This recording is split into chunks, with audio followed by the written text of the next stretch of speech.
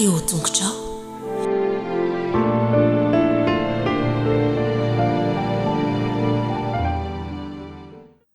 Jehova ô, ianao no ialofako. Aoka tsy homenatra akory mandrakizay aho. Vonjeo amin'ny fahamarinanao aho, atonga laminamiko ny sofinao, faingana amonjy aho. Aoka ho fatolamiko fiarovana mafy ianao, sy batery fiarovana aminjena. Fa arambatoko sy batery fiarovana ho ahy ianao, ary noho ny anaranao, nitondranao sy tarinao aho. Eo an-tananao no atolotry ny fanahiko, fa efa nanavitra ianao, Jehova ô, Andriamanitry ny fahamarinana. Ho fanomboantsika izao fotoana izao dia manasa anao hiaraka iteran'Andriamanitra isika amin'ny alalan'ny hira fa 720 avy ry fazatany io.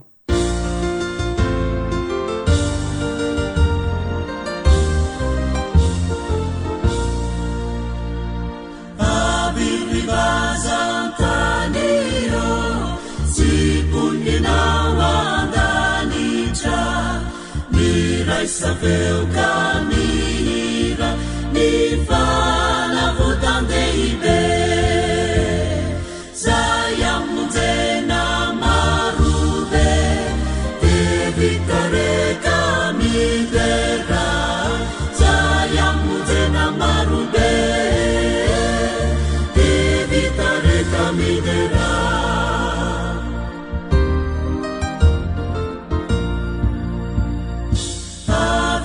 Fiangunano masandratureni feo iderani panavutra natia nefitraziza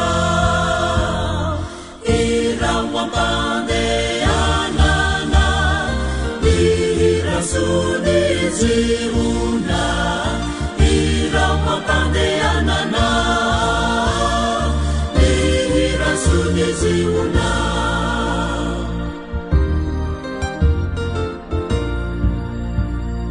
Avirivu avunzio kami falia vuku fafaduza yanare birai saveu kamira terau famedika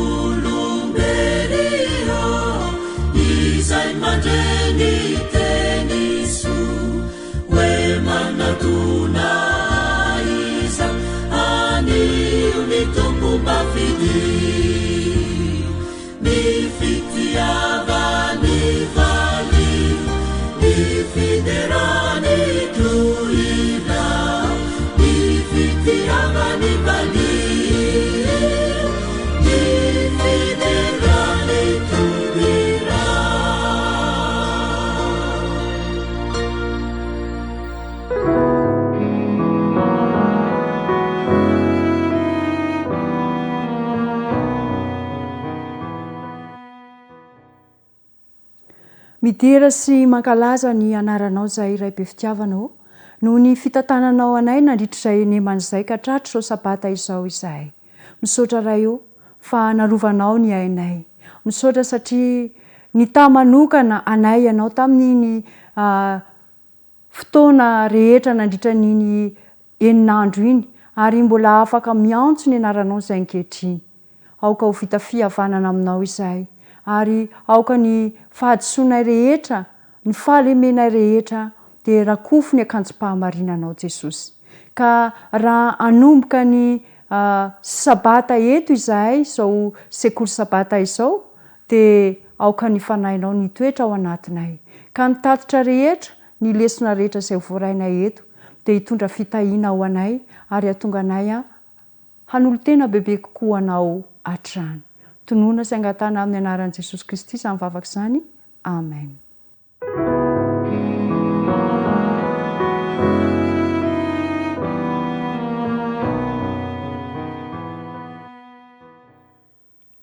faly miarabantsika rehetra indraitra zao sabata manokana izao. Sabata manokana izay androtsahanaandriamanitra ny fitahina ao amin'ny tokantranontsika tsirairay avy. Sabata manokana ihany koa satria dia sabata natokana ho an'ireo zandry zanaka explorateur androany. Manahoana daholo tsika ry explorateur, natokana ho anareo tokoa ny andro sabata ka dia mirarosoa anareo ary misy matoko fa ny tokantrano rehetra izay andray ny fampahiresana izay ho ataon'ireo zanaka kely ireo dia andray lesona lehibe isika ary ahazo fampahiresana ihany koa. Ankehitriny ary isika dia hiditra avy hatrany amin'ny ireo tatitra maro samihafa ka hiditra avy hatrany isika amin'ny tatitra maneran-tany.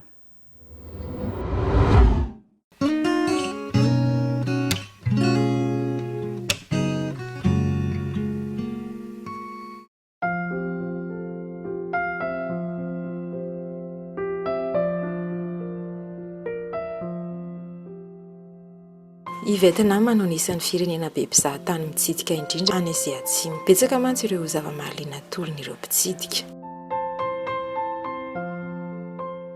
Hanoi dia toerana ankafizindreo mpizahatany sy ny mponina eo an-toerana ihany koa. Vitsy dia vitsy anefa ny adventiste any amin'ity toerana izay misy mponina 7 tapitrisa ity. Na izany aza dia misy fomba ahafahan'izy ireo mitaona olona betsaka eo amin'ny Jesosy Kristy. Eto Hanoi dia nanorina trano ny adventiste mba atao centre d'influence ahafahana mamaly ireo fialan'ny fiarahamonina. Ao amin'ny rihana voalohany dia manana trano fivarotam-boky zahay izay misokatra ho an'ny rehetra. Tonga ny olona mividy boky izay hanampy azy ireo hampitombo ny fifandraisany amin'ny tompo. Manana toeram-panafanana fiteny anglisy ihany koa zahay izay ahafahanay mampifandray ny tsirairay. Mifandray amin'ny mpiarahamonina izay amin'ny alalan'ny fanabeazana ny ankizy, indrindra ireo manana olana amin'ny fianarana. Mihaona tsy tapaka-keto ny mamborany fiangonana. Misy fianarana nahandro mahasalama sy ny hazakazaka isaky ny alahady maraina. Programa mahafinaritra tolotry ny centre ho an'ny mpiarahamonina sy mampitombo ny fifandraisana sy ny fifanohanana hatramin'ny finamanana amin'ireo manam-pahefana eo an-toerana mihitsy aza. Nisy moa ny fotoana nahafahanay nifandray tamin'ny komite misahana andrarahara-pivavahana teto Vietnam. Nampianatra teny anglisy tao amin'ny toeram-piasan'izy ireo zahay ka hampiasa 20 no afaka nisitraka izany, hatrany amin'ny mpandray olona sy mpitantsoratra ka hatrany amin'ny mpitantana ny komity. Efa tsy arinay ery ny ahita amin'ny vokatra izany. Amin'ny alalan'ireo etsika rehetra tanterahana dia manery ireo mpiasa sy mpiasa tsitrapo eto amin'ny centre mba ohatra amin'ny fanatanterahana ny fomba fiasan'ny Kristy. Tian'izy ireo ny hizaran'ny finoana sy ny fitiavan'i Jesosy amin'ny olona rehetra. Raha tsy eo izany tanjony izany dia ohatra ny trano rehetra ihany ity trano ity. Ny centre d'influence dia tsy izany ihany akory fa natao toerana hiasa sy hatraika mivantana amin'ny fiarahamonina. Toerana ahafahan'ireo mamborany fiangonana iaona sy hifangaro amin'ny olona mba hambolena fifandraisana sy finamanana amin'izy ireo ary indrindra fifampitokisana.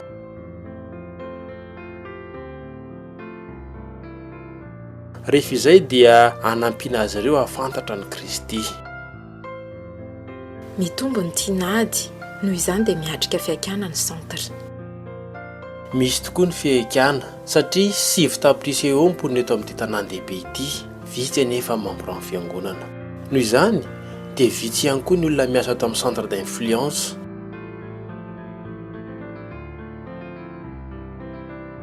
Mila mpiasa tsitrapo zahay hanampy anay. Mpiasa mety avy amin'ny fiangonana eto an-toerana sy indrindra ihany koa avy any amin'ny fiangonana rehetra maneran-tany izay efa nandefasanay antso kanefa dia tsy mbola nisy nahazahoanay valiny hatramin'izao.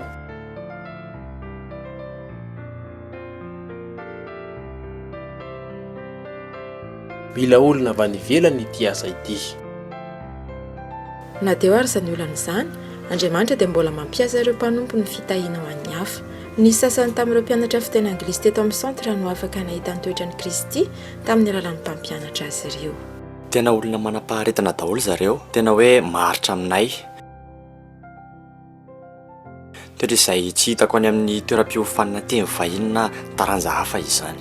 Tena mahatsapa fifaliana mihitsy satria ny mpampianatra ato dia be fitiavana daholo sady tsara fanahy. Mizary izy ary miezaka ny anakaiky hatrany anay mpianatra.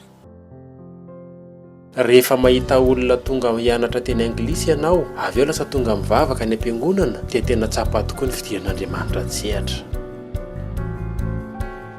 Miasa izy ary afaka manao fahagagana ary mbola miandry hatrany izay mbola homano anay izahay.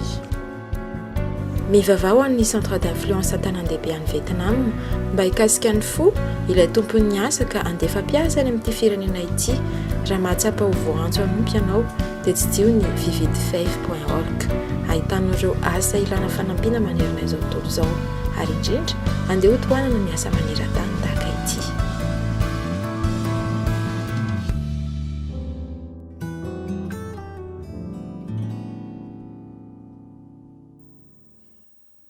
Ankasitrana indrindra ireo ekipa izay nitondra ny tatitra maneran-tany ho antsika androany. Ankehitriny isika dia hiditra indray amin'ny lesona. Mino aho fa efa vonona avokoa ny zaza-minono ka hatramin'ny zatovo. Andray ny lesona tsara be ho antsika indray isika izay natokana ho antsika androany. Ka alohan'izany aloha dia andeha isika hiaraka hanao an'ilay hira hoe mitenena.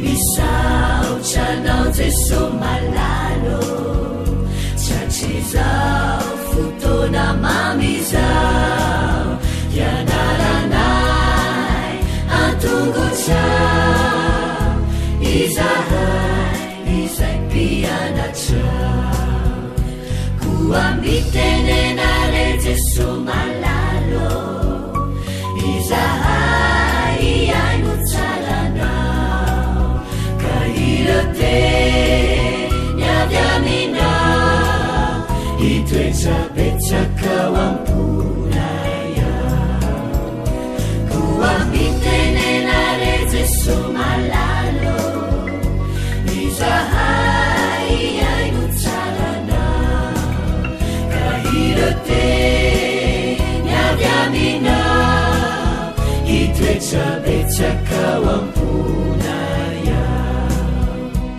iroteny avy aminao hitoetrabetsaka ho amponaya.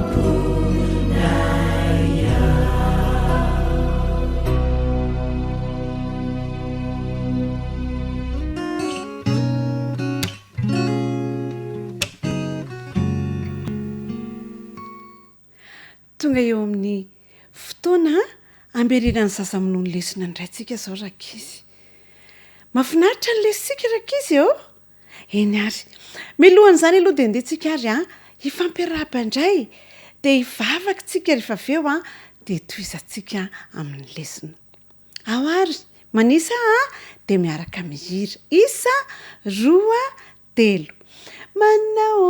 Manaona falita faona raha vao mahitanao manaona enao manaona tompoko ao daholo ny ankizikely rehetrarehetra le ankizikely efa roa taona sy le mbola vaovao ange tonga eo hianatra lesona mahazo toerana tsara da ho aritsika hivavaka aloha akambana ny tanana dia ahondrika ny loha akipy ny maso. Jesosy malalo misaotra anao izahay fa omenao fotoana indray ahafahanay mamerina ny lesona. Ampio izahay mba hahay tsara dia ho zaza mpankatoa. Amin'ny anaran'i Jesosy no angatanay vavaka. Amen. Eny ary, tantaran'iza moa ny lesitsika amin'ity volana ity rakizy? Izay indrindra. Mahay lesona ny ankizy kely lesona fahatelo i Mosesy zaza. Tsy anjery midera any Jehova. Averina kely hoe lesona fahatelo i Mosesy zaza. Tsy anjery midera any Jehova. Efa hitantsika tamin'ny lasa rakizy ny tantaran'i Mosesy. Zazakely teraka tany amin'ny tany fandevozana i Mosesy. Dia nafenina tao an-trano izy satria tadavy avy ny Egyptiana vonoina ange zazakely rehetrarehetra zay teraka e. Zazakely ohatran'ireo zaza minono ireo tatavy ny Egyptiana vonoina dia nafenina tao an-trano i Mosesy. Rehefa lehibe izy tsy afaka nafenina tao an-trano tsony dia natao tanaty fiara kely zozoro izay dia natao teny amoron-drano. Dia izy ary ny ambinazy eo i Miriam, zokiny Mosesy i Miriam, zokiny vehivavy. Dia Miriam ny ambina teny amoron-drano lavidavitra teny. Tazana tsara izy sao dia lasa lavitra be zazakely na sao dia misy mangalatra dia ambenany tsara ny zazakely Miriam no ny ambina ny zazakely. Endry tsara rakizy i Miriam satria tsy lozalozany mihitsy ny zazakely. Ary Mosesy ihany koa matory ao anaty le fiara zozoro. Indray andro rakizy tonga avy any ny zanaka vavin'ny mpanjaka andeha andro ao amin'ilay rano. Dia rehefa nandro teo izy dia nahita fiara kely zozoro lavidavitra. Dia hoy izy hoe way, inona ary io? Faly be izy rakizy. Ny rany ny mpanompo vaviny andana ilay fiara zozoro fa mahafinaritra any mijery azy. Dia lasa rakizy ny azakazaka ilay mpanompo vaviny zanaka vavin'ny mpanjaka dia nosokafana ilay fiara kely zozoro. Inona ny tao? Zazakely i Mosesy ny tao. Fa Mosesy ny tomany Mosesy dia nalahelo be ilay zanaka vavin'ny mpanjaka.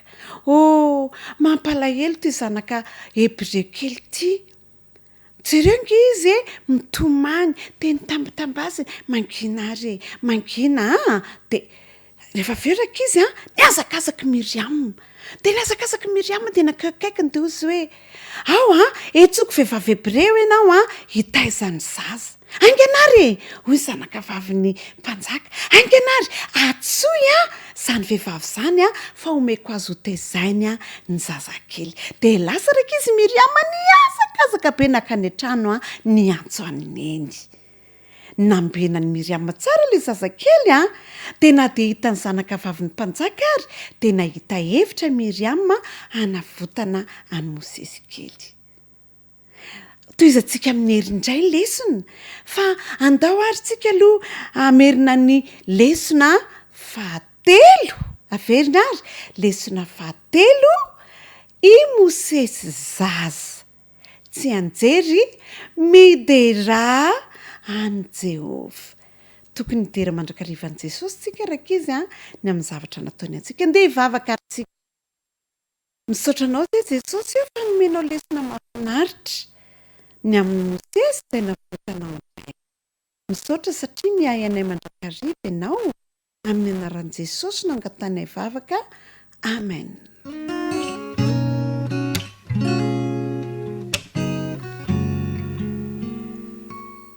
Manahoana ny zazaboto namako rehetra, faly miarabantsika tratran'izao sabata fitsaharana izao.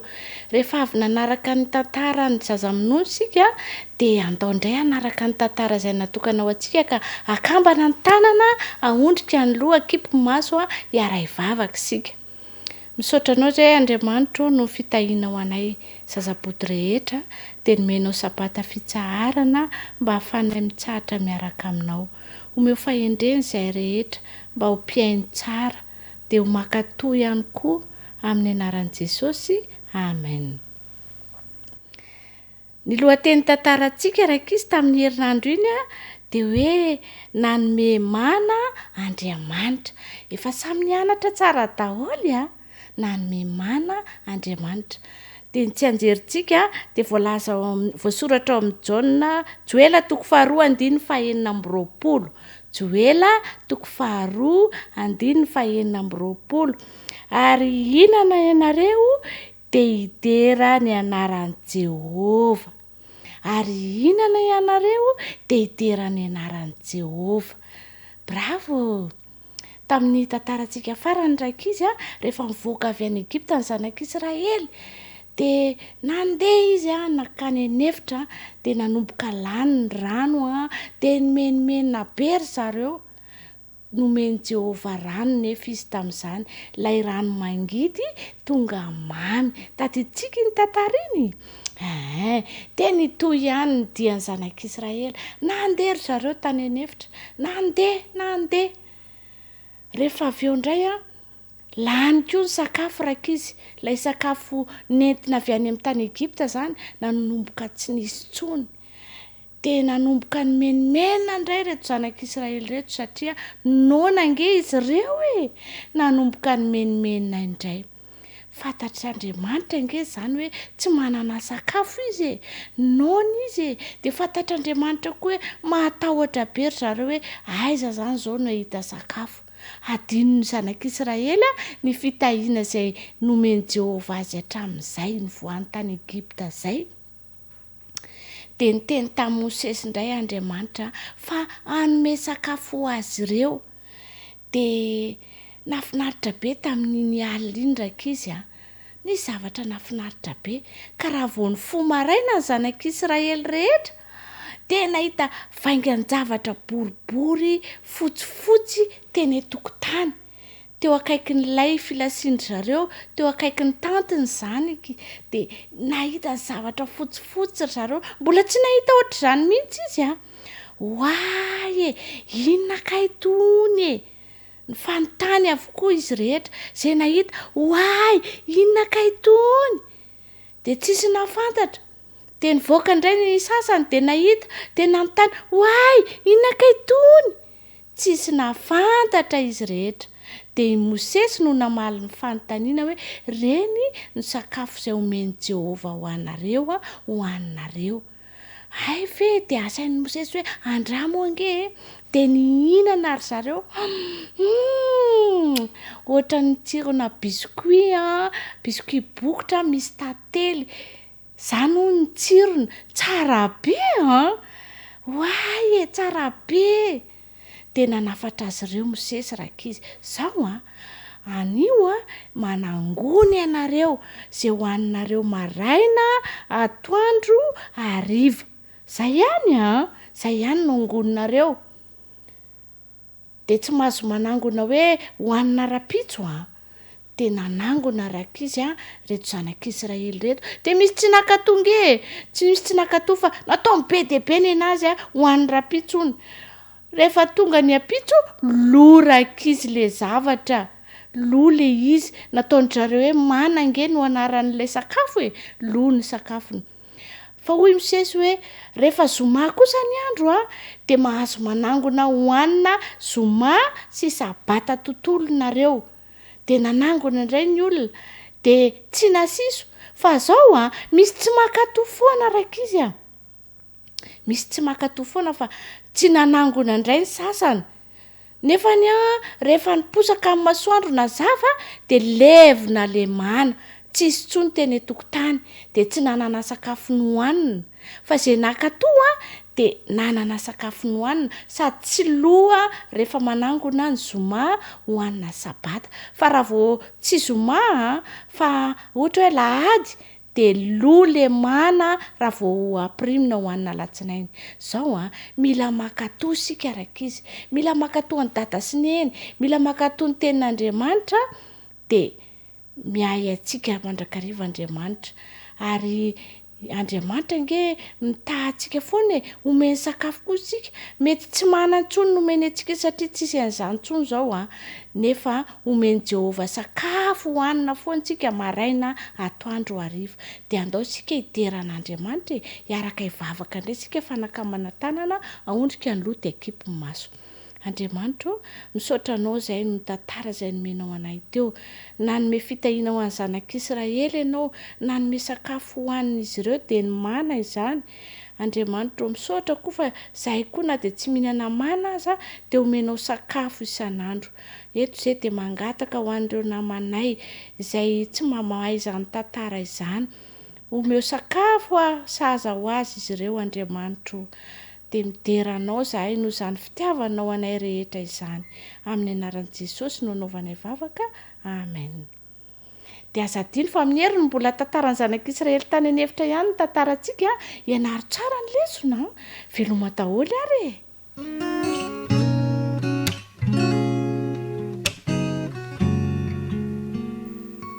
akory aby isika rakolonga fifaliana ho aindray ny miarabanao amin'ity sabata mahafinaritra ity hiaraka merina ny loha hevitra faharoamby folo isika izay manao hoe miandany amin'iza ianao ahoana tsara hoe miandany amin'iza ianao ny andalan-teny fitadity mino fa mahay daholo isika izay hita ao amin'ny Jaona toko 4:12 aza malahelo ny fonareo minoa an'Andriamanitra ary minoa aiko andeha averintsika tsara aza malahelo ny fonareo minoa an'Andriamanitra ary minoa aiko Jaona toko 4:12 ny tantaran'ny zanak'Israely hatraminy ako ny tantarantsika io hitantsika tamin'ny farany fa i Josoa zao no nitarika ny zanak'Israely rankizy rehefa nandeha ry Josoa ka tonga teo amin'ny havoana iray izay nahatazanany any Jeriko dia very hevitra izy rankizy nieritreritra hoe ahoana re ny fomba ahafahan'ny zanak'Israely haresy an'ity tanàna lehibe ity ka dia nitaintaina fatratra izy ny amin'izany satria ny zanak'Israely dia toa heveriny fa miaramila malemy satria tsy dia manana fitaovam-piadiana loatra raha mbola teo am-pieritreretana nefa izy rankizy dia indro nisy miaramila nitsangana teo anolohan'i Josoa dia gaga Josoa ary nanontany hoe iza moa ianao mombanay ianao sa momba ny fahavalonay tena maly ary nilazalaza momba azy rankizy ity miaramila ity fantatrao ve hoe miaramila n'iza re izy ity tsy iza izy ity rankizy fa miaramila ny lanitra izany hoe miaramila avy any an-danitra izay niran'Andriamanitra hiara-hiasa amin'ny Josoa rehefa nafantatra izany i Josoa dia nekoaka teo aminy ka dia nangataka taminy izay zavatra tokony ataony tena maly ty miaramila ny lanitra ty hoe asoro ny kapanao fa tany masina io diavinao io dia nitanterahany Josoa rankizy izay nasainy nitanterahiny nafinaritra dia izao tsapan'ny Josoa fa Andriamanitra dia miaraka aminy ary raha mbola tao anatin'ny fahasahiranana mafy Josoa nieritreritra mafy dia manao zava-magaga tokoa Andriamanitra ho an'izy ireo dia tsapan'ny Josoa izany fa tena magaga tokoa ty Andriamanitra izay toboantsika ity ka dia nanosika azy hiandany mandrakariva tamin'Andriamanitra izany itsika koa ankehitriny dia asaina manokana hiandany amin'Andriamanitra iza re no andanianao momba an'izy ianao fa raha izaho aloha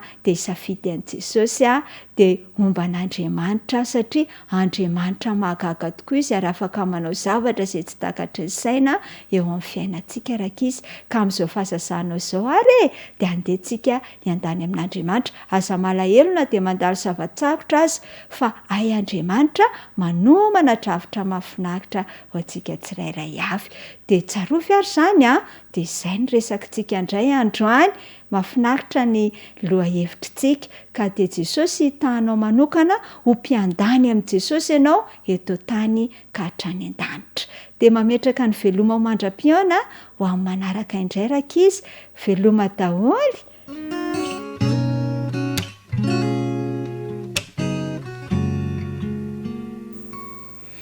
miarahaba ny tanora zandry indray ary tonga indray fianarantsika ny tenin'Andriamanitra na ny famitinana izany izay ny anarantsika nandritry ny herinandro lesona 12 no andeha ho fitiantsika amin'ity anio ity ny lohateny dia hoe ny ao anatin'ny fo tadidinareo ve ny ao anatin'ny fo andeha ary sika hiaraka anao tsy anjery aza mijery ny tarehany na ny avo ny tsanganany fa efa nilaviko izy fa tsy mba toy ny fijerin'ny olona ny fijerin'i Jehova fa ny olona mijery miseho eo ivelany fa Jehova kosa mijery ny fo mpanjaka voalohany toko 12 ny andininy 7 inandray ara no nresahana nandritry ny herinandro ny teny tamin'ny Samoel zany Andriamanitra hoe efa tsy mety tsony raha atao mpanjaka i Saoly.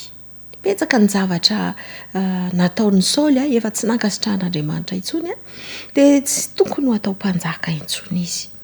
Naniraka ny Samoel ary Andriamanitra mba andeha ho any amin'ny tanàna anankiray any Betlehema dia ao no misy an'ny Jese dia nasen'Andriamanitra hanositra anankiray amin'ireo zanak' Jese i Samoel. Natahotra ihany Samoel satria raha fantatra ny mpanjaka fa hosoloana izy dia ahoana tena hovonoa mpanjaka dia ozy Andriamanitra hoe mandehana dia manaova fanatitra any Betlehema lazao fa andeha hanao fanatitra. Dia lasa zany i Samoel nandeha nanao fanatitra tany Betlehema sady nanasa ihany koa ny Jese sy ny ankohonany. Rehefa tonga tao dia nampandalovina teo anatrehan'i Samoel avokoa ireto zanaky Jese. Ary lava ranjanana bikana tsara tarehy miendrika andrina ary tena tokony ho mpanjaka mihitsy raha ny fijery azy. Fa tsy neken'Andriamanitra izany. Ny zanany anankifito, lehilahy matanjaka anankifito no indray nandalo. Ny fandimbina nandalo teo anatrehan'i Samoel tsy neken'Andriamanitra. Hoy Jehova hoe aza mijery ny tarehany na ny avony tsanganany fa efa nilaviko izy. Rehefa tapitra ireo zanany fito dia nantany indray Samoel hoe nga tsy misy zanaka ao hafa intsony dia nantsoina i Davida tamin'izay tany ampiandrasan'omby tany faralahy kely izay tanora ary tsara bikana ihany koa izy fa hita teny amin'ny masony sy teny amin'ny endriny ny toetra tao am-pony, ny hatsarana sy ny fahatsorana izay nananany. Rehefa niditra Davida dia hozy Andriamanitra hoe izy ilay izy hosoro izy. Tena zavatra mahagaga ny fomba fijerin'i Jehova. Tsy mba toy ny fijerin'ny olombelona ny fijerin'i Jehova. Ny olombelona dia izay hita ety ivelany azy. Tsara iny olona iny. Tena miady iny olona iny. Mantiny iny olona iny. Na hoe tsara fanahy iny olona iny. Jereny fotsiny ety ivelany. Fa Jehova kosa tena mijery ny ao anatintsika lalao. Fantatr' Jehova ny momba antsika. Fantatr' Jehova hoe ity olona ity vonina hanolotra ny fiainany ho ahy. Ity olona ity dia vonina ny anahaka eo amin'ny fiainany. Ny tantaran'ny fidianana Davida ho mpanjaka dia mampianatra antsika ry tanora namako fa ny fijerin'i Jehova dia izao. Tsy mampaninina azy ny fisehoanao ivelany fa ny ao anatin'ny fonao no tena zava-dehibe. Ny eritreritrao, ny fisainanao ary ny fitiavanao an' Jesosy sy ny fitiavanao hanahaka an' Jesosy no zava-dehibe aminy. Ny zany fa na manahoana ny fisehonao dia tokony tsy hanahy ianao fa tokony hadio tanteraka ny ao anatinao ao. Azadino ary fa tena mahafaly an'Andriamanitra ny midera azy amin'ny fotsika manontolo satria rehefa manaiky an' Jesosy amin'ny fotsika manontolo isika dia namany midera an'Andriamanitra ihany koa. Minao fanandray fanapa-kevitra indray ny tanora hijery tsara sy hanamboatra ny ao anaty ao fa tsy amboamboarina ety amin'seho velany ny tena izy. Dia mirary soa antsika indray amin'ny manaraka indray.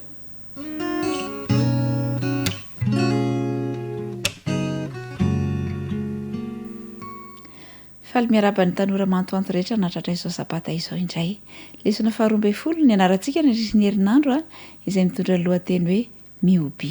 Ny tsenjery dia amin'ny salamo 100 andiny voalohany sy 2 andeha rahantsika mamerina izany.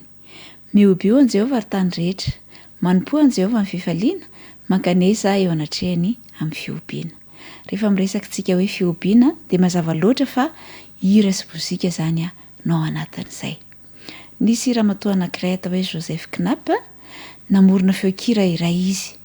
Dia mba azo ny antoka tsara ilay feokira noforoniny dia niantso namana anankiray izy mba hiaino izany hira izay noforoniny izany. Rehefa niaino ilay feokira ity namany dia nilaza fa hoe marina fa mpiasa ny trano fiatoana ny vadinao a kanefa ny ary efa miaino ny hira dia mahatsapa hoe Jesosy ilay miantoka ny fiainantsika ihany koa. Fanomeza tokomamy izay moa no natao lohatenin'ity hira ity a taty aoriana. Ianao koa rehefa miaino hira na feonkira anankiray, inona ny zavatra tsapanao? Mahatsapa ve ianao hoe miteny amin'izany hira izany na izany feonkira izany a Andriamanitra. Isatana dia miezaka mandrakariva manaisotra ao amintsika izay zavatra tsara, izay zavatra mitondra fanantenana ary miezaka izy a ny najambantsika amin'ireo karazana zavatra jerentsika sy hitantsika. Zao anefany apetrao amin'Andriamanitra fa Andriamanitra dia vonina nampy antsika amin'ny fifehezana ireo retsim-pandre rehetra izay afaka hanomezantsika voninahitra an'Andriamanitra.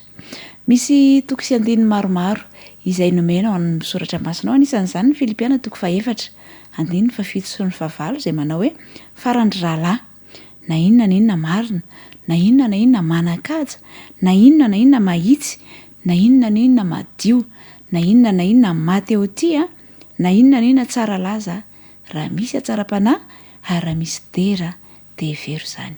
Eo amin'ny mozika sy ny hira izay ampidirinao amin'ny sofinao dia misy izy ireny izay manimba ny fiainanao. Misy feonkira izay toa mikorotana tsy hitanao izay andraisana azy, kanefa koa misy feonkira izay mahafinaritra miaino azy ary tsapanao mihitsy fa miasa amin'ireny zavatra ireny Andriamanitra. Dia arak'ilay teny teo dia hoe hevery izay misy atsara-panahy, misy dera ao anatin'izy ireny. Misy ihany koa ny voalaza ao amin'ny Korintiana 1:9-7:20. Moa tsy fantatrareo fa ny tenanareo dia tempolon'ny fanahy masina. Tsarovy mandrakariva fa tsy izay tianao no ataonao amin'ny tenanao. Tempolon'ny fanahy masina ianao, izay hira vidian'Andriamanitra ho amin'ny fiainanao henoina.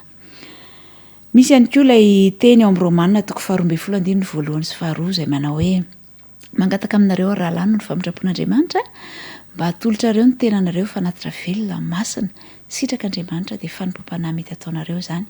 Ary misy teny toy izao koa amin'ny Korintiana 1:10-1:3 hoe koa amin'izany ninona ataonareo na mihinana na misotra nareo dia ataovy ho voninahitr'Andriamanitra izany rehetra izany. Ho voninahitr'Andriamanitra no anaovantsika ny zavatra rehetra. Tsy atsika ny tenantsika hoy aho teo. Noforon'Andriamanitra isika mba hanome voninahitra azy amin'ny zavatra rehetra dia asio fenitra, mametra fenitra ho amin'ny fiainanao amin'ny mozika izay henoinao. Mitondra fanasitranana ny mozika, mitondra hery ny mozika raha toa ka raisinao arak'izay. Fa raha ohatra kosa ka mozika tsy manome voninahitra an'Andriamanitra dia tsy hitondra ninina ho anao fa hitondra faharavana aza ho an'ny fiainanao. Hitaro ny sainao dia rehefa maheno mozika ianao dia meteza ankafy dia izao nefany tsy apetrao aloha ny fanontaniana hoe manome voninahitra an'Andriamanitra ve izany, fa tsy hoe tiako ve izany zavatra izany. Dia miezah miaino hira dia fantaro hoe misy heviny lalina ho anao izany hira izany. Inona ny hevitra finosina ao anatin'ny tononkira na ao anatin'ny feonkira. Dia averiko ihany hoe tsarovy fa hanome voninahitra an'Andriamanitra no atom-posianao eto dia aoka hiaina araka izany ianao amin'ny alalan'ny hira sy ny mozika izay ampidirinao amin'ny sofinao. Hitanao any Andriamanitra ka hanampy anao amin'ny fisafidianana ireo zavatra izay ampidirinao amin'ny sofinao izay hanamboatra ny toetranao mba ho mendrika ny lanitra. Dia mirary soa indrindra ho anao manao fotoana ho anao manaraka indray kely matoliko.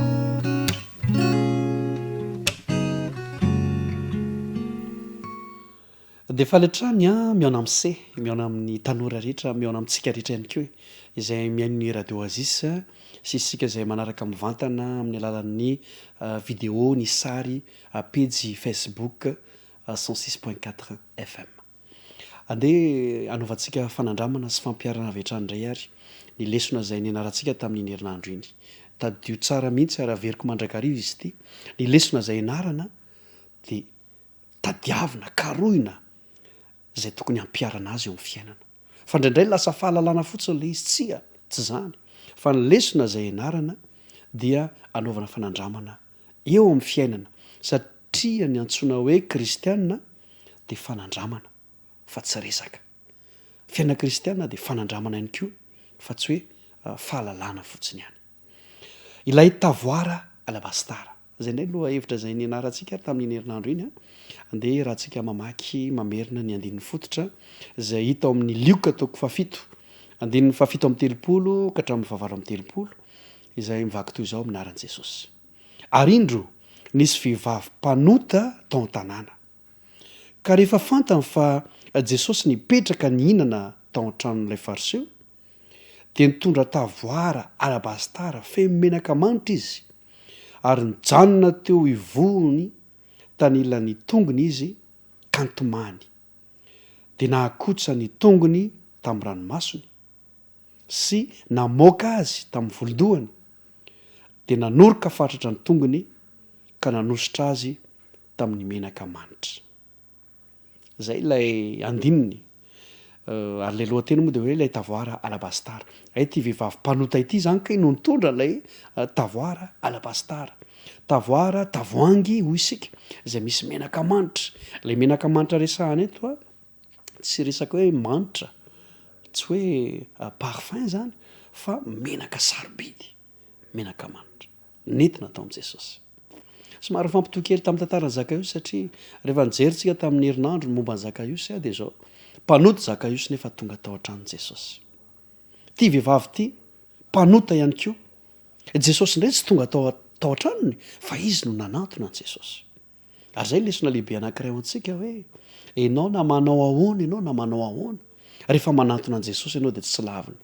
hoy ny tompo hoe zay manantona ahy tsy ho laviko ny olona mety efa anda anakana anao fa jesosy mandray anao mandrakariva ity vehivavy ity ranao dingana satria tena tian' jesosy izy teo afaka izy teo vonjena izy teo voadio izy de tonga atao am' jesosy nitadiaviny jesosy ary tanora malala eto de tianao fanentanana antsika ny fotoana ny atanyrano ny fotoana mety indrindra hitadiavana an' jesosy tadiava izy ary tsy lavitra anao izy fa ity vehivavy ity rehefa nitady azy de vetivety de hitany jesosy tao an-trano lay fariseo ary efa tonga izy de nyankohoka teo amin'ny tongony nyankohoka teo amin'ny tongony de nilatsaka ny ranomasiny ary kotsa ny ranomason'ilay vehivavy ny tongony jesosy ianao ve teo amin'ny fiainana efa mba nanao an'izany fanandramana zany hoe za de nivavaka ary de nitomany ary ny ranomasoko iny de tena kotsa mihitsy ny teo an'loko ry tanora malala eo amin'ny fiainana sy eo amin'ny fivavahana kristianina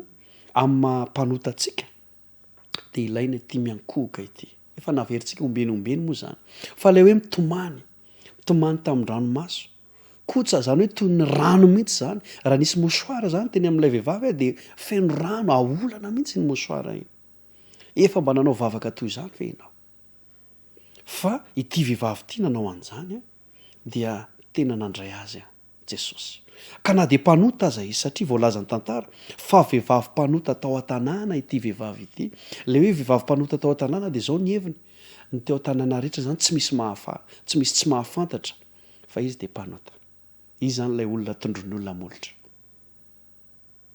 mety hiteny ianao hoe za zany fa jesosy rehefa manantona azy ianao de raisiny de mivavah mandoly mitomany fa ny olona tsy tianao anondro molotra anao fa jesosy mandray anao ary manolotra famonjena fanadiovana anao izy na manao ahoana na manao ahoana toetra sy zavatra efa ny ainanao ny faharoa zay isytonantsika lesona amararantsika sady de zao hoe ity vehivavy tia tena tian' jesosy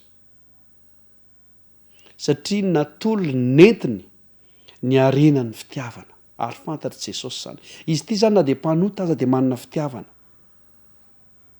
ary ny fitiavana de manome manolotra de natolony teo ilay menaka sarobidy nanisorany ny tongotry jesosy fantana apetraka amintsika de zao ianao ve mba manana zavatra fo io an' jesosy sika tanora indraindray tsy manana zavatra omena an' jesosy mihitsy de mieritseritsika kina omeko azy eo zany mbola tanora zanga miasa zany nyvalitentsika matetika le izy nge tsy resaka hoe vola ekena hoe vola zava-dehibe zany tokony ho atao fa ahoana tokoa moa amin'ny mahazatovanao raha tokony hanolotra ianao hanome fanatitra dia tsy maintsy angataka any ami'ray aman-dreny ve fa moa ve ny tompo tsy mba nanome anao mihitsy hatramin'izay tamin'ireny gote sy ny zavatra mety mba hanananao reny ka tonga anao hanana vola omenan jesosy rehefa mankany am-piangonana andramo zany manomeza raha tena tian' jesosy ianao mba hahafahany mbola manome anao hatrany satria o am' jesosy izay manome dia omena inona ihany koa ny tokony hatolotra ny fotoana tsika hoe mba manana fotoana ho an' jesosy sika rehefa misy zavatra ara-panady ohatrany hoe fitipiteno ataovy kelikely any mbola maiky mbola misy zavatra marobe manana zavatra omenan' jesosy manana fotoana omenan' jesosy isika ny fahasalamanao io omeo an' jesosy indraindray rehefa mararitsika izay vao hoe za aloha raha vao sitrany eto fa manenina rehefa mararitsika vao miteny an'izany fa mandritra ny fotoana mahasalamanao atolory an' jesosy ny sarobidy fahasalamana ao anatin'izany koa ny fitaovana raha manana fitaovana ianao sarobidy mba ilainao am-piangonana omeo e alao mba ho ampiasaina fa ndraindrayntsika dia sarotiny be amin'ny fananantsika ka na dia mba omena ary le izy tokony ho ampiasaina ao am-piangonana dia sarotra be ny hanomezantsika azy zany rehetra zany ny fanandramana tokony ho ataontsika amin'ity lesona ity ka mba ho tahaka an'ilay vehivavy ny isika anolotra ny azy tavoara alabastara ianao koa tokony hanina zavatra tolotra ho an' jesosy ka na dia mpanota azy ianao dia vonina ny andray anao jesosy vonina ny andray izay zavatra tolotra ao koa izy fa fany eo am-pitiavana tena teny jesosy zany mba hahafahany manadio sy mitahanao toy izay indray le lesontsika ary hanomezana fotoanantsika ho amin'ny manaraka indray mara-paisakary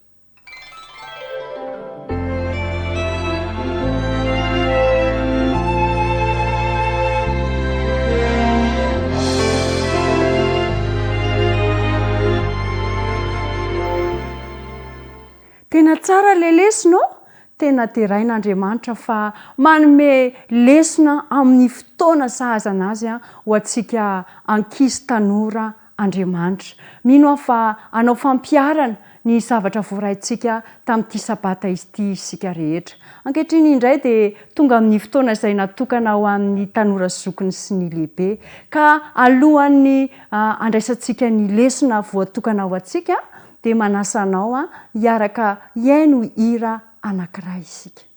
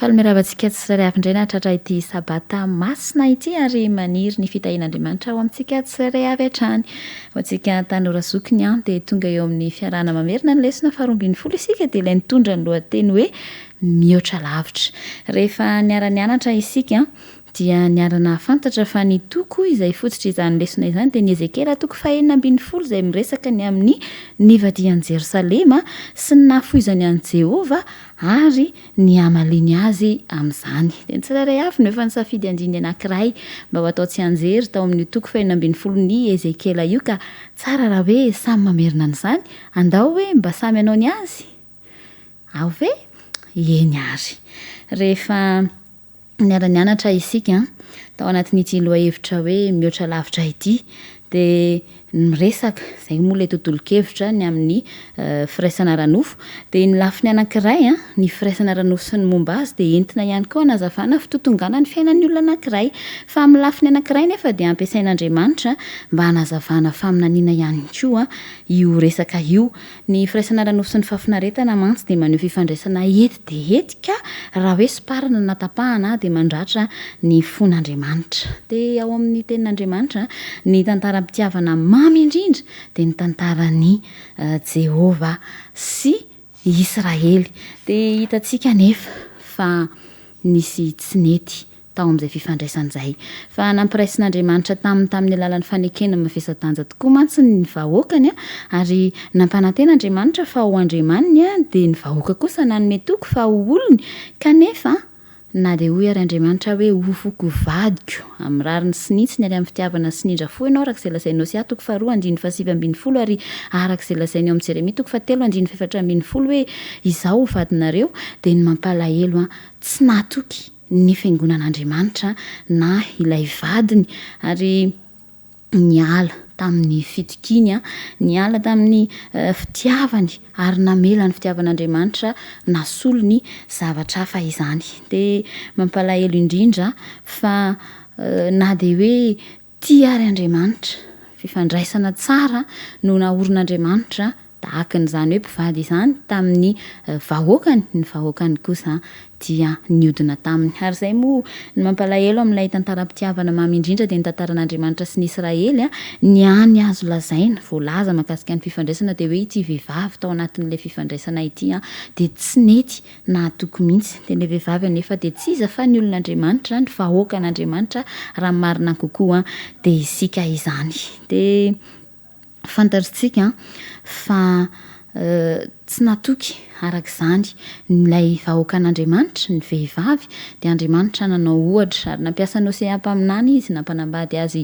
vehivavy janga ary rehefa tao anatin'ilay tokantrano dia nampirisika azy mihitsy mba hiaina hiaraka amin'ny mpivady fa tsy saraka aminy ka niteraka taminy mihitsy ary ny anaran'ireo zanany no toriteny rehefa miantso an'ireo zanaka ireo na mampiasa ny anaran'ireo zanaka ireo na ny mpampianatra na ny ray aman-dreny na ny olona dia manambara hafatra avy amin'Andriamanitra ny amin'izany fihodinan'ny olona izany fa ny lesona tena tsara indrindra na dia niodina ary ny olona na dia nanadino ny fitiavan'Andriamanitra ka lasa nijangajangana no misampana Andriamanitra ho ambany zavatra ary ny vahoakan'Andriamanitra dia Andriamanitra kosa tsy nanadino ary tsy nanary tsy hoe nanao ny olona ho tsinotsinona na dia izany ary fa niantso azy foana mba hiverina aminy satria Andriamanitra dia fitiavana ary ny fitiavan'Andriamanitra dia tahaka ny tady hoy ny lesona fitiavana mafiorina fitiavana tsy hoe tokana fa maromaro no mitambatra dia Andriamanitra ary tena tia miredareda ary raha ny fitiavan'olon-droa dia tsy mitovy amin'izany mihitsy ny fivaivain'ny fitiavan'Andriamanitra antsika ka ny antso aso anao rariny dia rariny Andriamanitra raha saro-piaro amintsika rariny dia rariny Andriamanitra raha hoe mangataka sy mitalao amintsika ihany koa mba ity azy fa raha tsy izay dia mahatsiaro maratra izy dia miantso antsika andeha tsy hanao tsinotsinona ny fitiavan'Andriamanitra fa mihoatra lavitra ny zavatra rehetra ny fitiavana antsika ary na mpanota ary isika na tsy mendrika ary isika na manary azy ary isika izy kosa tia antsika ary tsy manary antsika mandrakizay ka Andriamanitra ny hitoetra ao anatsika tsirairay avy ary Andriamanitra ampiverina antsika amin'ny fitiavany ihany koa dia tsy hijangajanga intsony isika tsy hiankina amin'izay heverintsika ho atsaratarentsika ka andao an'Andriamanitra fa hiverina amin'ny hitoky aminy ary hitoetra olony dia izy kosa Andriamantsika mirary sapata feno fitahiana ho antsika tsirairay avy ary maniry ihany koa fiarah-mianatra ahitam-boka-tsoa fitombona amin'ny finoana ho amin'ny lesona manaraka indray dia samy ary tahian'Andriamanitra.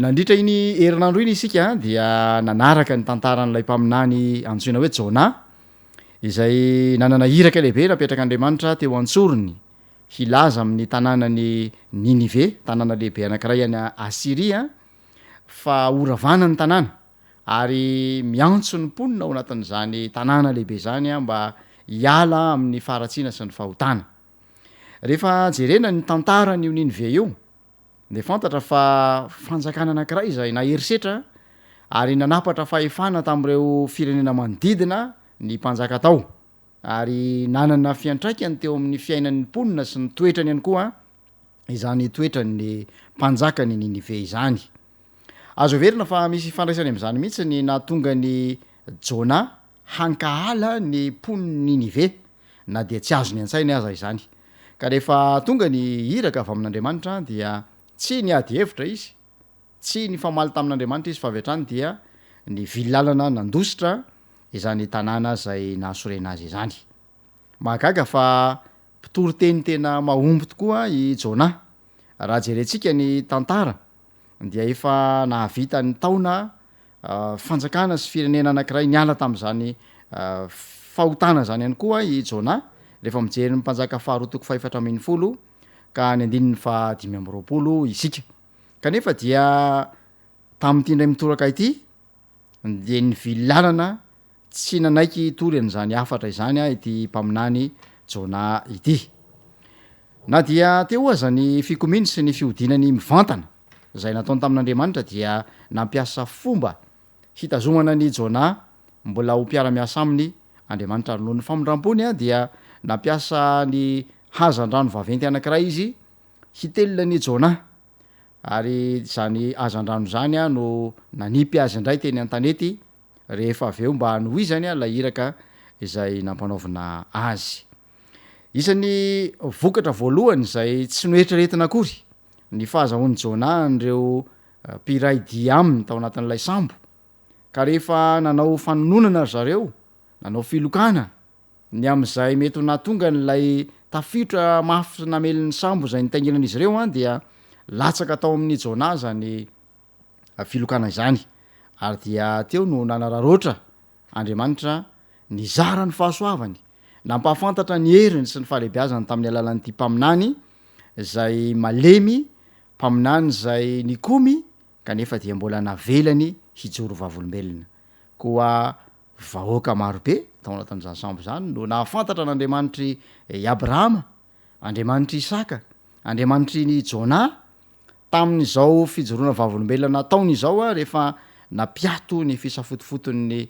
ranomasina andriamanitra ary natsipy tao anatin'ny ranomasina i Jona. Ry mpiara-mianatra namana na de eo aza ny fahalementsika ny tsy fahombiazantsika dia tsy manilika atsika andriamanitra fa mbola mampiasa atsika ho fitaovana mahomby tsara tefy zay izarana ny fahatsarany. Rehefa nitoy ny tantara de hitatsika fa nivoaka avy tao ankibon'ny hazandrano indray Jona ary nandeha tokoa tany amin'ny tanàna zay nandrana azy voalohany a dia i Ninive any Asiria zany.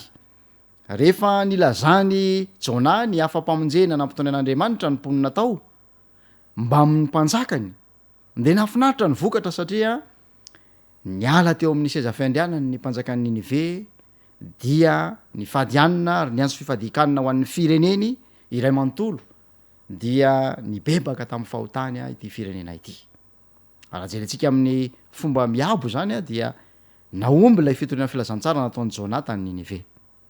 Nindro kely nefa de izao tsy nahafaly an'i Jona zany toe-javatra izany satria ohatrany hoe nametraka azy ho mpandainga indray lay toe-javatra.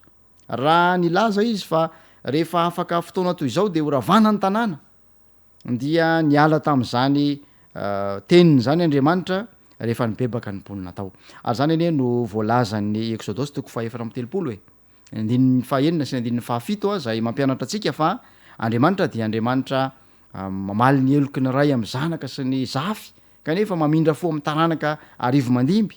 Andriamanitra maharo-po be famindram-po de izany mihitsy no niseho teto satria nasehon'Andriamanitra tamin'ny Nivita izany toetrany izany.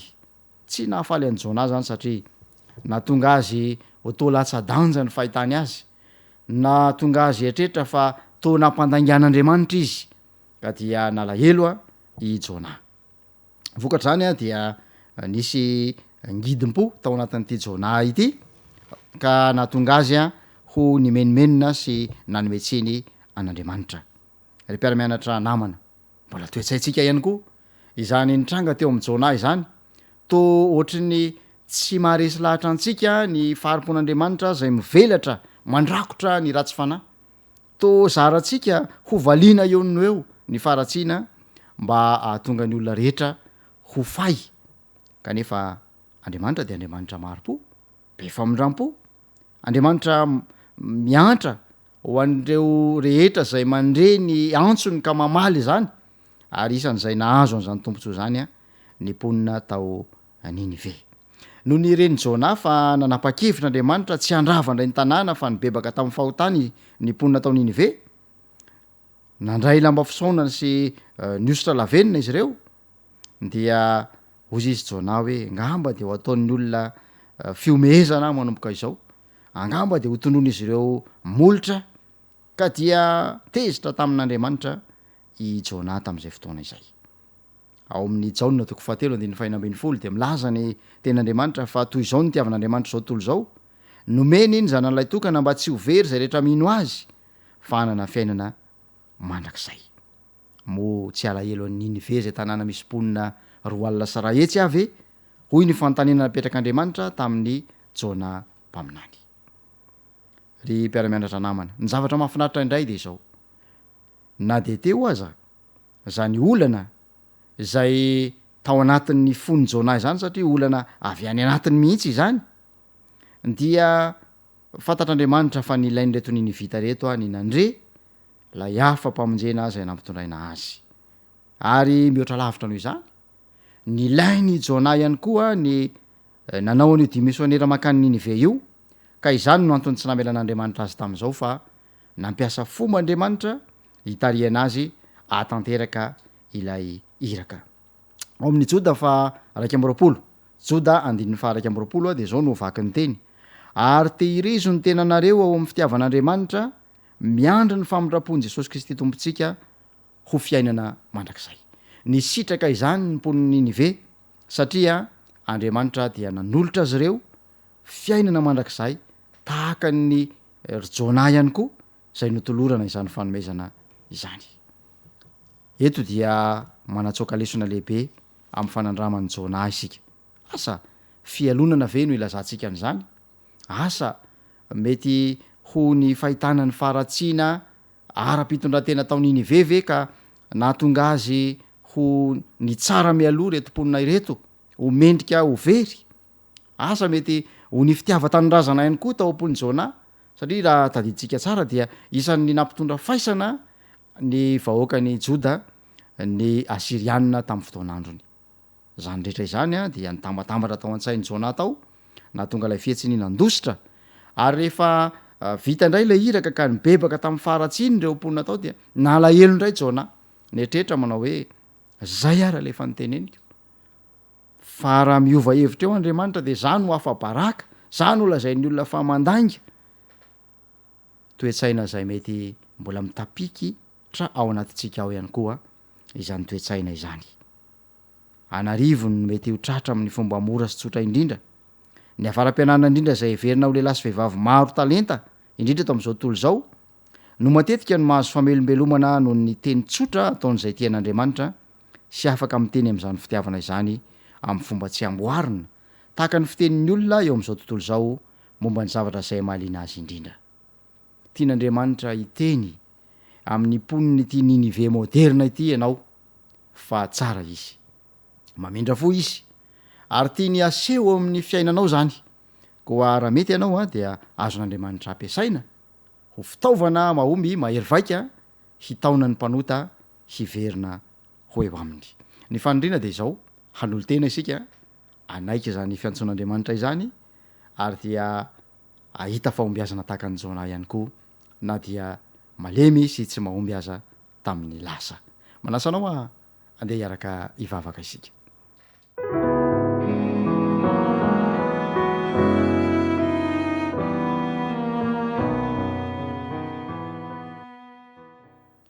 Tompo Andriamanitra eo misaotra noho ny fotoana sarobidy izay nomenao anay teto androany. Nahafanaina mintana ny fanandramany Jona mpaminany ilay nirahana ho an'ny Ninive kanefa nivily lalana.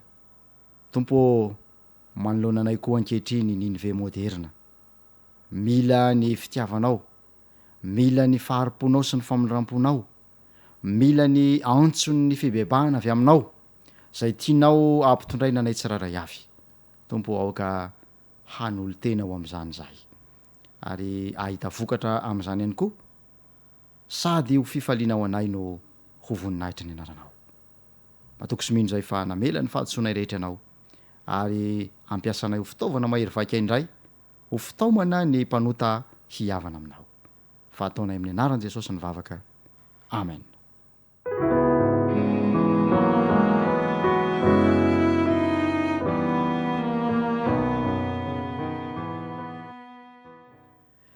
Tonga indray eo amin'ny fotoanany fanompam-pavahana ho an'ny fanatitra ny sekoly sabata isika koa raisinay ho fifaliana ny manasanao andray anjara amin'izany fitahiana izany ary anolo tena ho mpiara-miasa amin'Andriamanitra noho ny fahasoavany. Feokira no etsika mandravaka ny fotoana izay andlorantsika ny fanatitra rehefa izany dia isy vavaka rehefa feo.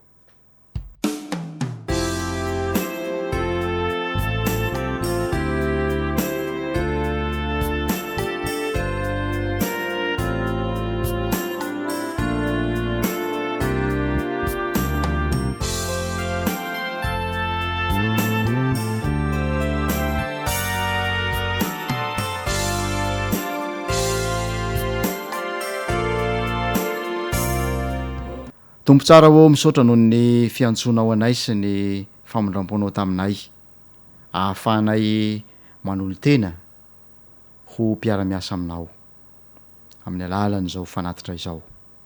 Tompo raiso izany, ankasitrao ary ampiasao amin'izay ilanao azy. Raiso ihany koa ny tenanay ho fanatitra velona masina, ankasitrahana dia fanompom-panahy mety ataonay izany. Matoko sy mino zay fa noho ny fahasoavanao sy ny famindramponao dia ho vita haingana ny asa, dia hiaraka onina aminao mandrakizay izahay. Ataonay ny vavaka amin'ny anaran'i Jesosy. Amen.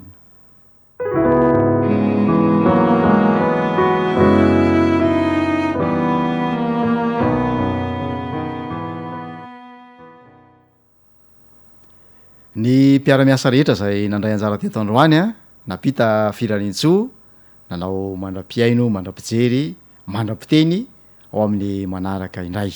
Samy io tain'Andriamanitra e.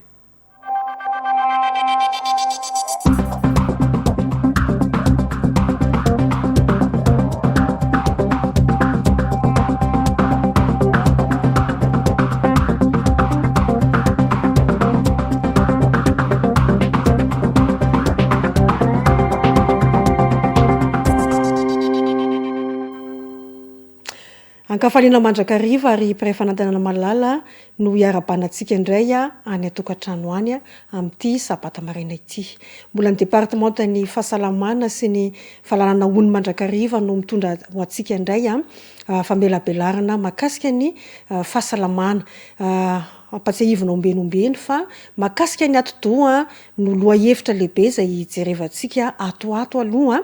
Maninona moa ny atodoa satria ny atodoa no lay unité centrale ngeda be afahantsika mandray fanapahan-kevitra ny amin'ny hoavintsika, afahantsika mandray safidy ny amin'ilay fanandraisana ny fanomboaka se farany ho sisitsika zay ary io moa zany de anisa lasipatra indrindra ataon'ny satana ka izany no antony izao famelabelarana izao indray.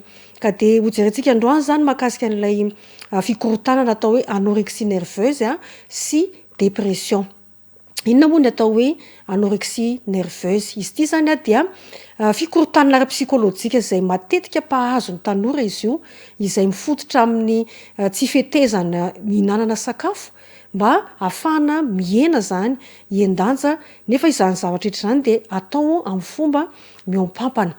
Ahoana ary ny fomba hisoroana an'ity atao hoe anorexie nerveuse ity? Madidina ny sakafo ihany moa zany ny matetika ny olana rehetra eo amin'ny tsy fahasalamantsika. Ka mba hisoroana izany zany de tokony ny fomba sakafo zany de voalanjalanja sy ara-dalàna hatramin'ny fahazazan'ny ankizy. Ny sakafo ihany koa de tsara atao mifototra indrindra amin'ny zava-maniry. Ary tokony ho fadina ny sakafo eny amin'ireny atao hoe fast food. Matetika moa tsika de ohatran'ny hoe tia miaraka amin'ny ankizy, mitondra ny ankizy eny amin'ireny sakafo ahitana tsakitsaky isan-karazany tahaka ny hoe sandwich, chocolat, zavatra mamy isan-karazany toy ny glasy. Ka reny rehetra reny zany mba afana misoroana an'ity natao hoe anorexie ity nerveuse ity de afadina ny mandeha sy mihinana any amin'ireny toerana fisakafoanana toy ireny indrisy. Ny ampitomboina nefany amin'izay fotoan'izay kosa de ny sakafo mifototra amin'ny hoe hydrate de carbone, tsy le sucre rapide zany fa ireo siramamy zay mandeha tsikelikely miparitaka any amin'ny vatana zany de toy ny mofo, ny karazana paty alimentaire isan-karazany, ny ovy, ny voamadinika ary ny vary ihany koa. Ary ahena na fadina zany ny siramamy fotsy, hitantsika efa miverimberina foana ity siramamy fotsy ity zay manimba be dia be tokoa ny atodohantsika izany. Ny ahena ihany koa na fadina ihany koa raha azo atao ny matavy ary ny son de blé zany. Jerevantsika indray manaraka ny loha hevitra anankiray, ny fikorotana anankiray zay fahentsika matetika izy ity de atao hoe dépression na le hoe faketrahana. Amin'ny ankapobeny ny olona tratran'ny faketrahana na le dépression de misy fironana hihinana ny sakafo mamy be, ohatran'le atao hoe amin'ny fiteny frantsay de le hoe produit sucré raffiné, ohatra ny gâteau, ny bonbon, ny chocolat, ny zavatra mamimamy toy ireny zany izay fantatra fa tsy mitondra otrikaina na de kely akory azany. Matetika koa de misy amin'ny reny olona zay voan'ny faketrahana reny mihinana sakafo matavy natao hoe graisse saturée, ohatran'ny hoe charcuterie na zava-tompo na ny sakafo hafa vita amin'ny hena. Izany rehetra zany anefa dia voamaiky mampitombo hatrany ilay faketrahana.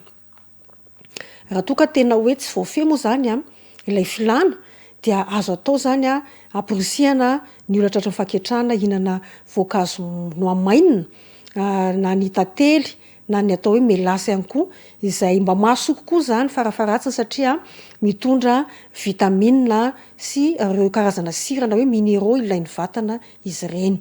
Ny voan-javatra, ny céréales complètes, ireo le voan-javatra somary malotoloto ny lokony izy tsika izay ny voankazo noamainina na fruits séchés zany ny voankazo sy ny légumes nokarakaraina amin'ny fomba tsotra de mitondra hery sy otrikaina mahasoko koa noho n'ireo sakafo tsara voatra loatra zany atao hoe aliment sophistiqué zany.